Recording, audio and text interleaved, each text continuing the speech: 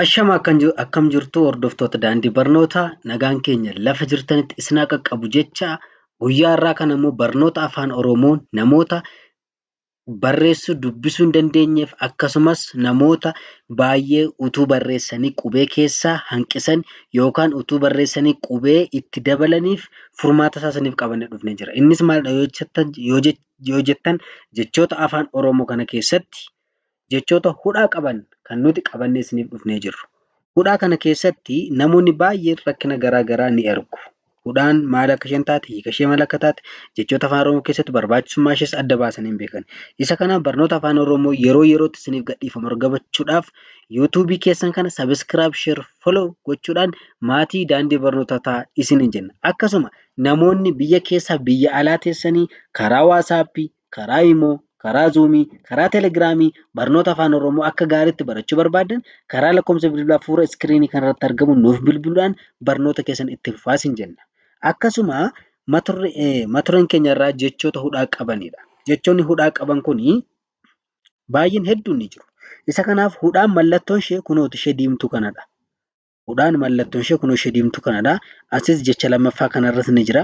Jecha sadaffaa kanarras ni jira. Maaliif mallattooleen hudhaa kun warreen diimaa qabaatanii jiran kun mallattoo maalidhaa? Mallattoo hudhaadha jechuudha. Isa kanaaf hudhaan jecha tokko keessatti maaliif fayyada yoo jettanii jecha tokko keessatti hudhaan kan isheen fayyaddu bakka sagalee buuteeti kan isheen fayyaddu jechuudha. Bakka sagalee buutee ni fayyaddi.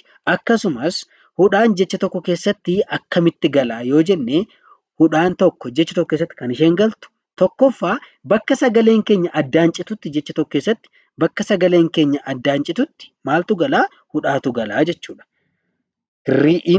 Hirrina gaafa jedhu hir jedhee ina gaafa jedhu maal jedhee jira? Sagaleen keenya addaan citee jira. Kanaaf sababa sagaleen keenya addaan citeef hudhaa kana gashinaa jechuudha.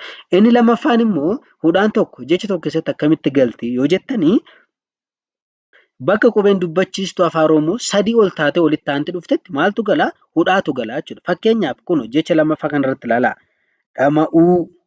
Dhama'uu yoo jettanii aan qubee dubbachiistuudha. Uunis qubee dubbachiistuudha. Qubeen dubbachiistuu sadii ol taatee walitti aantee waan dhufteedhaaf maaltu galuu qaba? Mallattoo hudhaa kanatti dhufee galuu qaba jechuudha.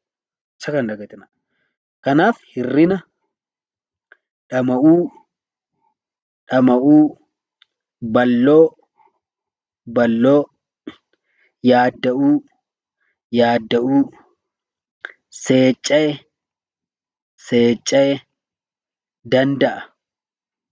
danda'a, lo'eera,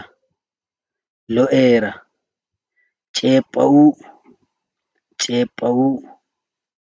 hirrisuu,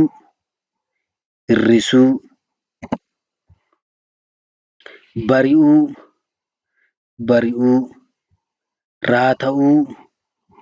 raata'uu, daa'ima,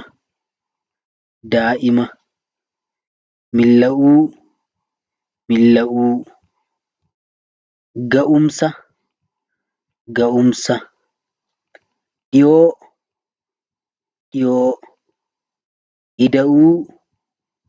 ida'uu, muusa'uu. Egaa hordoftoota keenya hanga torban mata duree haaraatiin wal arginutti nagaan nuuf turaa.